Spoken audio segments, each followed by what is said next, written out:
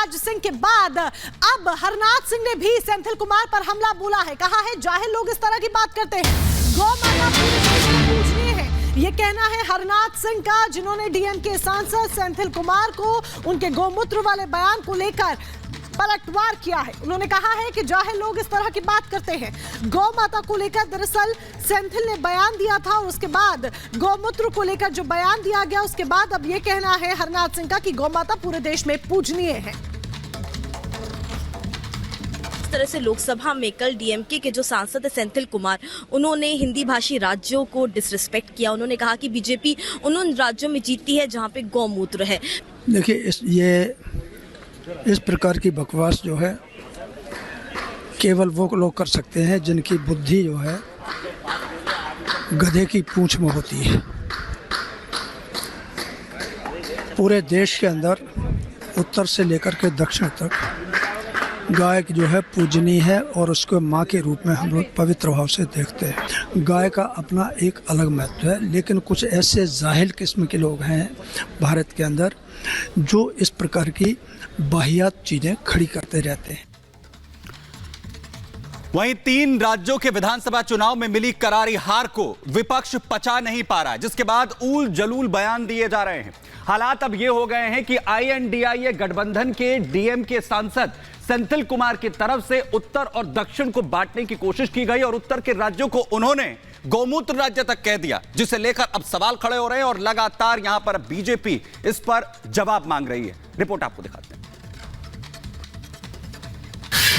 Power of this BJP is only winning elections and mainly in the heartland states of Hindi and what we generally call as the Gomutra states. जनता ने चुनावों में सबक सिखाया, करारी हार का मुंह दिखाया, सनातन के अपमान पर धूल चटाई, फिर भी इंडिया गठबंधन के नेताओं के विवादित बोल पर फुल स्टॉप नहीं लगा। कभी सनातन को खत्म करने का ऐलान करने वाले कांग्रेस के सहयोगी दल डीएमके ने एक बार फिर हद पार कर दी और संसद में विवादित बयान दिया। The people of this country should think that the power of this BJP is only winning elections and mainly in the heartland states of Hindi and what we generally call as the Gomutra states. You cannot come to South India. देश की संसद में खड़े होकर गौमूत्र और जनता का मजाक बनाने वाले इस नेता का नाम है सेंथिल कुमार। इनकी पार्टी की तमिलनाडु में सरकार है, स्टालिन मुख्यमंत्री हैं, जिनके साथ खड़ी है कांग्रेस, जो हिंदी पट्टी के तीनों राज्यों में चुनाव हार चुकी है। इसलिए अब उसके साथी बीजेपी पर खींच निकाल रही हैं। तभी तो बीजेपी भड़क गई। जिस तरह से बार बार इस पे अटैक करते हैं, वो समय दूर नहीं है जब उनको उन्हीं की जगह के लोग गद्दी से उतार फेंकेंगे और तब बताएंगे कि इस देश में संस्कृति, सनातन, सत्य का, गाय, धरती, भूमि का कितना बड़ा महत्व है। प्रधानमंत्री जी की बातों को कुछ ही घंटों में सच साबित कर दिया पूरे इंडी गठबंधन ने कि किस प्रकार की नकारात्मकता और किस प्रकार की विभाजनकारी और नफरती सोच की दुकान है ये। और ये कोई एकलौता डीएमके की सोच या डीएमके की बात नहीं है, ये पूरे इंडी गठबंधन का बयान है। बीजेपी के और भी नेताओं ने इस बयान के खिलाफ मोर्चा खोल दिया है। संसद में संग्राम मचा तो सांसदों ने सेंथिल को खरी खोटी सुनाई। वो आपको बताएंगे, पहले एक बार फिर सुनिए सेंथिल ने क्या कहा। The people of this country should think that the power of this BJP is only winning elections and mainly in the heartland states of Hindi and what we generally call as the Gomutra states. You cannot come to South India. BJP की जीत से इतनी चिढ़ है, सनातन का अपमान करने वाले हार का मुंह देखने के बाद भी विवादित बयान देने से भी बाज नहीं आए। हालांकि इस बार इंडिया गठबंधन में इस विवाद पर फूट पड़ गई। डीएमके के साथी दल भी उसके खिलाफ खड़े हो गए। डीएमके के नेताओं की अगर यही हरकतें रहीं और सनातन धर्म के खिलाफ इसी तरह की बकवास वो करते रहे तो गौमूत्र वाले राज्यों में नहीं, सांड वाले राज्यों में भी बीजेपी का परचम लहरा जाएगा। इस तरह का बयान हमने पहले कहा, उन्होंने किस संदर्भ में दिया है ये तो वो बताएंगे। हम ये जानते हैं कि हमारे लिए सभी धर्मों का हम सम्मान करते हैं और सबसे बड़ा धर्म ग्रंथ संविधान है। हिंदी भाषी राज्यों में ज़्यादा उनका प्रभाव है, जहाँ पे हिंदुत्व को इस्तेमाल करके लोगों को भावनाओं को एक्सप्लॉइट करके वोट ले लेते हैं। अब हिंदुत्व में गौमूत्र भी है और भी चीज़ें हैं, लेकिन खाली गौमूत्र ही नहीं है।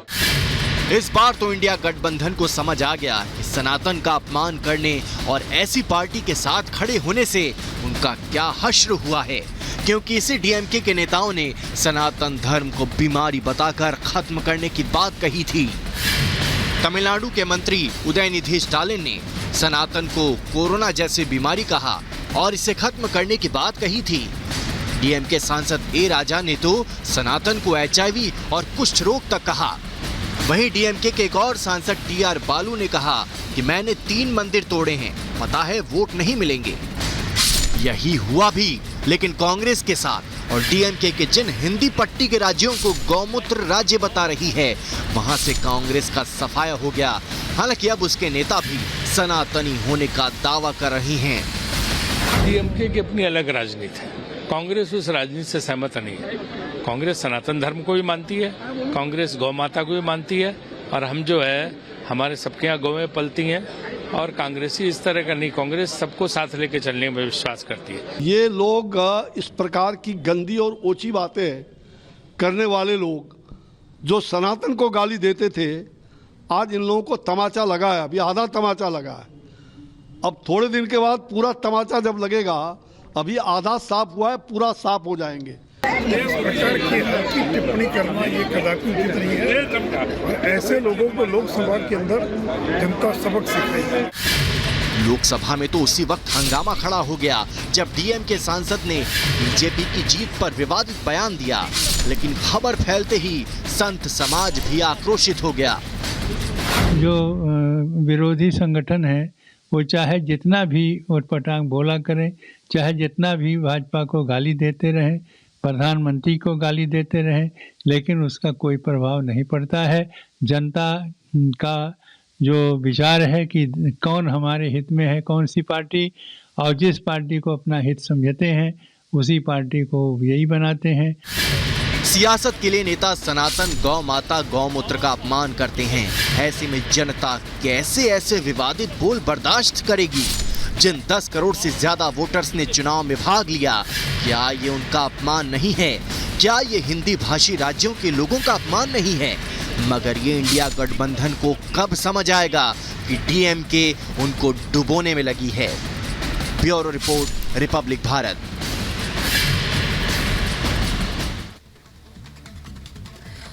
डीएमके सांसद सेंथिल कुमार ने अपने विवादित बयान पर लोकसभा में सफाई दी और ये कहा कि ये कोई विवादास्पद बयान